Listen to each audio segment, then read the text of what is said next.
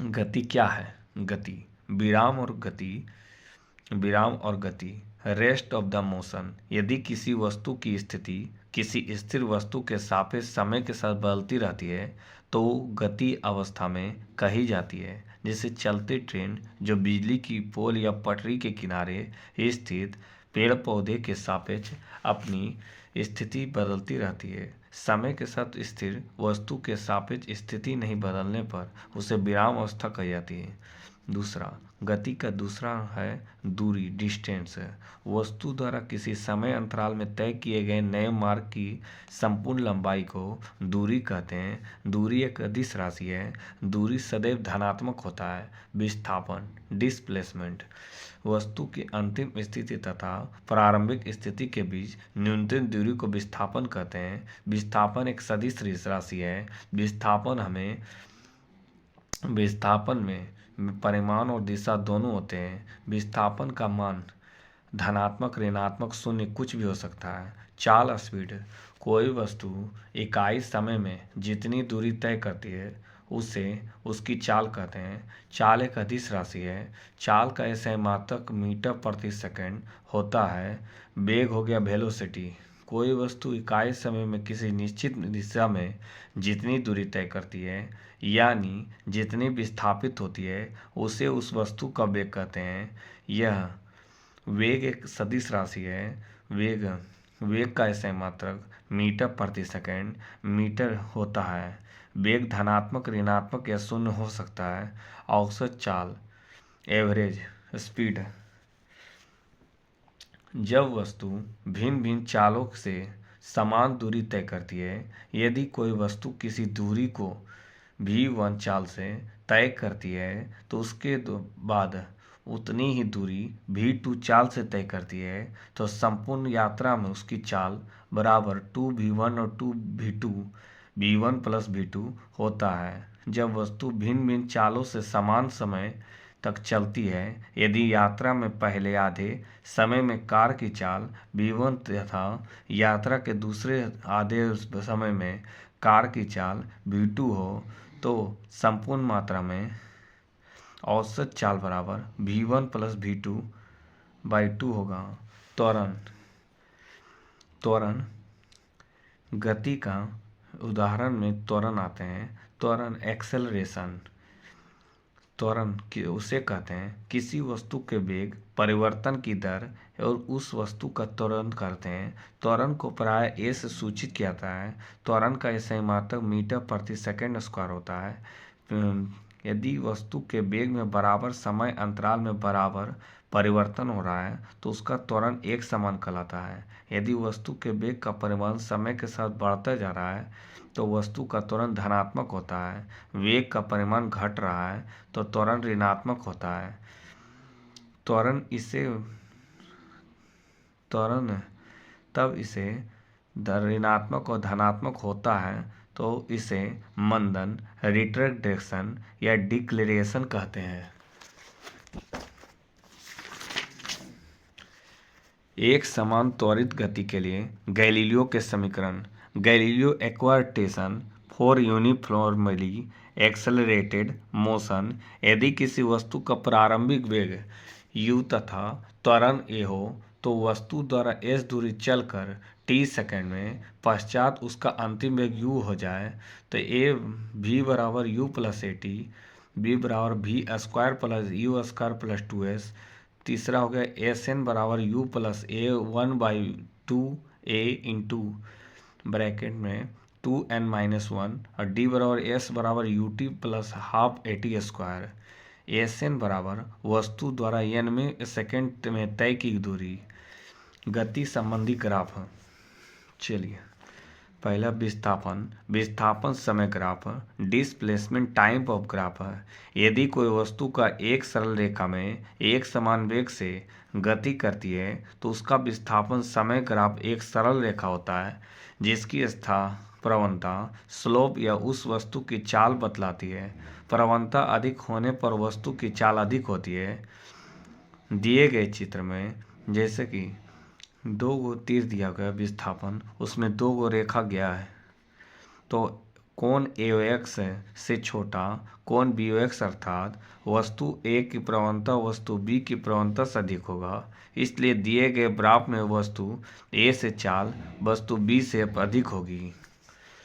और दूसरा वेग समय ग्राफ होगा वेलोसिटी टाइम ग्राफ।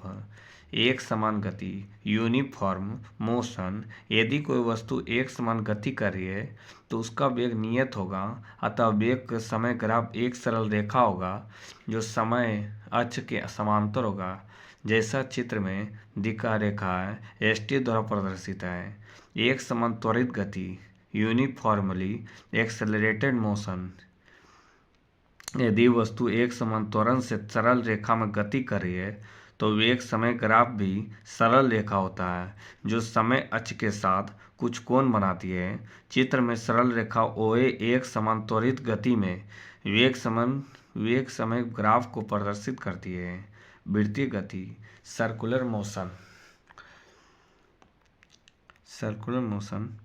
जब कोई वस्तु किसी वृत्ताकार मार्ग पर गति करती है तो उसकी गति को वृत्तीय गति कहते हैं। यदि एक समान चाल से गति करती है तो उसकी गति को समरूप या एक समान वृत्तीय गति कहते हैं, यूनिफॉर्म सर्कुलेशन कहते हैं। एक समान वृत्तीय गति त्वरित गति होती है क्योंकि वृत्त के प्रत्येक बिंदु पर वेग की दिशा बदल जाती है। कोणीय वेग एंगुलर वेलोसिटी। वृत्ताकार मार्ग पर गतिशील कण को वृत्त केंद्र से मिलाने वाली रेखा एक सेकंड में जितने कोण में घूम जाती है जितने कोण में घूम जाती है एक वृत्तीय गति त्वरित होती है और तो उसे उस कण का कोणीय वेग कहते हैं। इसे प्रायः ग्रीक वर्णमाला के अक्षर ओमेगा से सूचित किया गया है। चित्र रेखा OP और T सेकंड में थीटा रेडियन से घूम जाती है जो कोणीय वेग W बराबर θ/t। थीटा का मान रेड और T का मान सेकंड होता है। यदि कण एक सेकंड में n चक्कर लगाता है तो ओमेगा बराबर 2πn, क्योंकि एक चक्कर रेखा OP 2π रेडियन से घूम जाती है। यदि वृत्ताकार मार्ग की त्रिज्या r और कण एक सेकंड में n चक्कर लगाता है तो उसके मध्य द्वारा एक सेकंड में चली गई दूरी वृत्त की परिधि अतः कण का रेखीय वेग u बराबर 2πn होगा। u बराबर 2πn × r है। प्रक्षेप गति प्रोजेक्टाइल मोशन। जब कोई वस्तु क्षैतिज से कोई कोण बनाते हुए ऊर्ध्वाधर तल में प्रक्षेपित किया जाता है तो उसका पथ परवलय होता है। पिंड की यह गति प्रक्षेप गति कहलाती है। उड्डयन काल टाइम ऑफ फ्लाइट। पिंड को फेंकने तथा वापस पृथ्वी पर आने के बीच के समय को उड्डयन काल कहते हैं। T बराबर 2u sin θ/g, जहाँ u एक प्रारंभिक वेग जिस पर किसी पिंड को क्षैतिज से थीटा कोण पर प्रक्षेपित किया जाता है। प्रक्षेप के महत्तम ऊंचाई हाइट ऑफ प्रोजेक्टाइल h बराबर u² sin²/2g। परास रेंज पिंड अपने उड्डयन काल में जितनी क्षैतिज दूरी पर तय करता है उसे परास कहते हैं। r बराबर u2 sin2θ/g। थीटा बराबर 45 डिग्री। RMX u² sin 90 डिग्री/g बराबर u²/g। प्रक्षेप कोण 90 डिग्री माइनस थीटा दोनों के लिए क्षैतिज परास का मान समान होगा। इन दोनों मानों के लिए r बराबर u² sin 2θ/g होगा। न्यूटन के गति के नियम। गति के नियम को सबसे पहले आइजैक न्यूटन ने सन 1687 में अपनी पुस्तक प्रिंसिपिया में प्रतिपादित किया था। इसलिए इस वैज्ञानिक के सम्मान में इन नियमों को न्यूटन के गति के नियम कहते हैं। न्यूटन के गति के विषयक नियम है। प्रथम नियम फर्स्ट लॉ। कोई वस्तु विराम अवस्था में है तो वह विराम की अवस्था में ही रहेगी। यदि वह एक समान गति से किसी सीधी रेखा में चल रही है तो वैसे ही चलती रहेगी जब तक उस पर कोई बाह्य बल लगाकर उसकी अवस्था में परिवर्तन न किया जाए। अर्थात सभी वस्तुएं अपनी प्रारंभिक अवस्था में बनाए रखना चाहती है।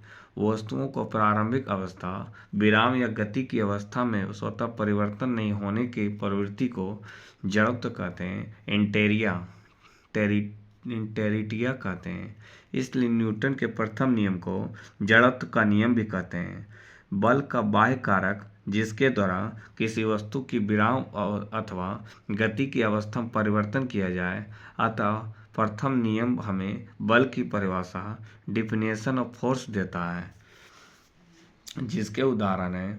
प्रथम नियम के उदाहरण, रुकी हुई गाड़ी अचानक चल पड़ने पर बैठे यात्री पीछे क्यों झुकते हैं? चली हुई गाड़ी अचानक रुकने पर बैठे यात्री आगे क्यों झुक जाते हैं? गोली मारने में कांच के में गोल छेद हो जाता है, परंतु पत्थर मारने पर कांच टुकड़े टुकड़े हो जाते हैं। प्रथम नियम, हथौड़े से हत्थे में कसने के लिए तो ये हत्थे की जमीन पर मारते हैं। कंबल को हाथ से पकड़कर डंडे से पीटने पर धूल के कण झड़कर गिर जाते हैं। प्रथम नियम, यदि पानी से भरे गिलास के ऊपर एक पोस्ट कार्ड, उस पर एक सिक्का रखें और पोस्ट कार्ड को आगे की ओर झटका कर दे तो पोस्ट कार्ड आगे की ओर गिरता है, जबकि सिक्का गिलास में रखे पानी में है। पेड़ की टहनियों को हिलाने से उसमें फल टूट कर नीचे गिर पड़ते हैं। प्रथम नियम, एक लाउंड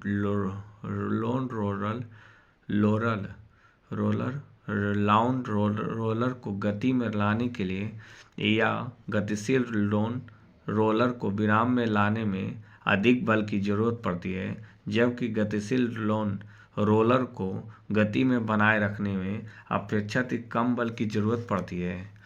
द्वितीयक नियम, सेकंड लॉ, वस्तु के संवेग मोमेंटम में परिवर्तन की दर उस पर आरोपित बल के अनुपाती होती है, तथा संवेग में परिवर्तन आरोपित बल की दिशा में ही होता है। इस नियम को एक अन्य रूप में व्यक्त किया जा सकता है। किसी वस्तु में आरोपित बल उस वस्तु के द्रव्यमान और बल की दिशा में उत्पन्न त्वरण के गुणनफल के बराबर होता है।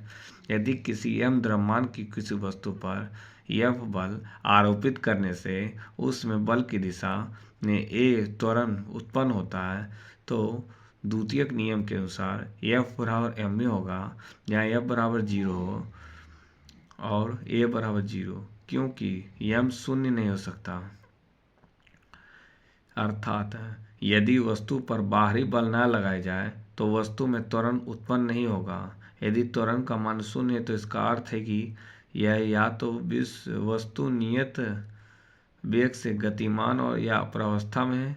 इससे स्पष्ट है कि बल के अभाव में वस्तु अपनी गति अथवा विराम अवस्था को बनाए रखती है। गति के दूसरे नियम में बल का संसंजक मेजर ऑफ फोर्स वाला प्राप्त है।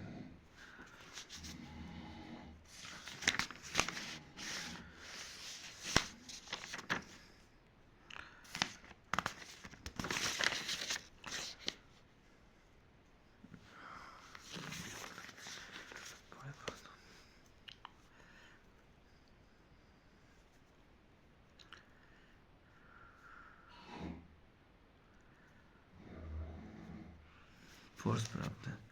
बल के मात्रक यूनिट ऑफ फोर्स SI प्रति में बल का मात्रक न्यूटन होता है, जहाँ F बराबर ma। यदि m बराबर 1 किग्रा, a बराबर 1 मीटर प्रति सेकेंड स्क्वायर, F बराबर 1 न्यूटन अथवा 1 न्यूटन बल वह बल है जो 1 किग्रा द्रव्यमान की किसी वस्तु में 1 मीटर प्रति सेकेंड का त्वरण उत्पन्न कर दे।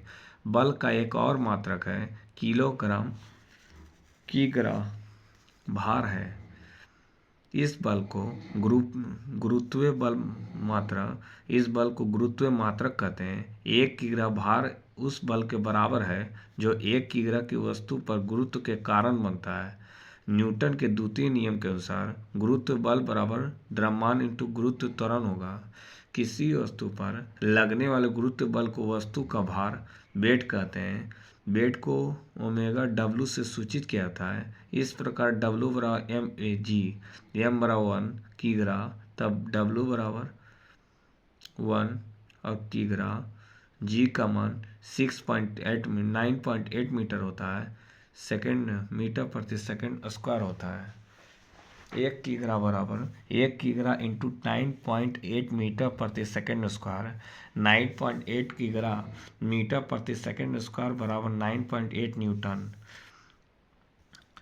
इस समीकरण में भार W एक बल है जिसका मात्रक न्यूटन है, द्रव्यमान m का मात्रक किग्रा है।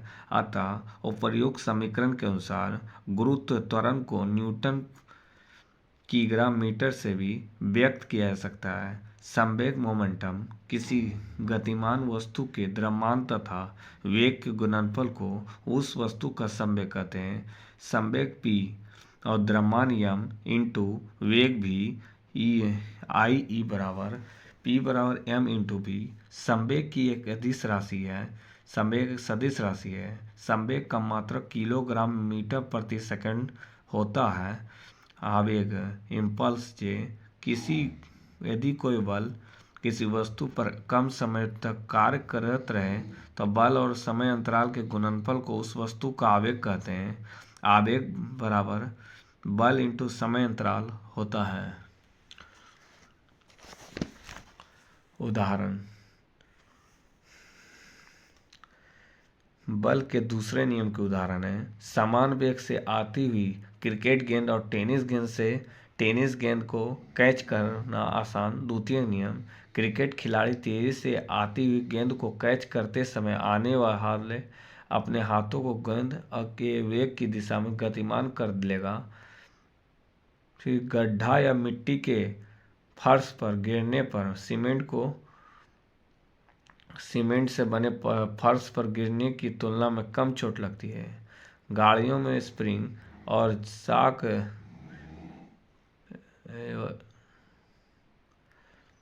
गाड़ी में मिट्टी के फर्श गड्ढा या मिट्टी फर्श पर गिरने पर सीमेंट से बने फर्श पर गिरने पर तुलना में कम चोट लगती है। गाड़ियों में स्प्रिंग और शॉक एब्जॉर्बर लगाए जाते हैं ताकि झटका कम लगे। कराटे खिलाड़ी द्वारा हाथ के प्रहार से ईंटों की पट्टी तोड़ना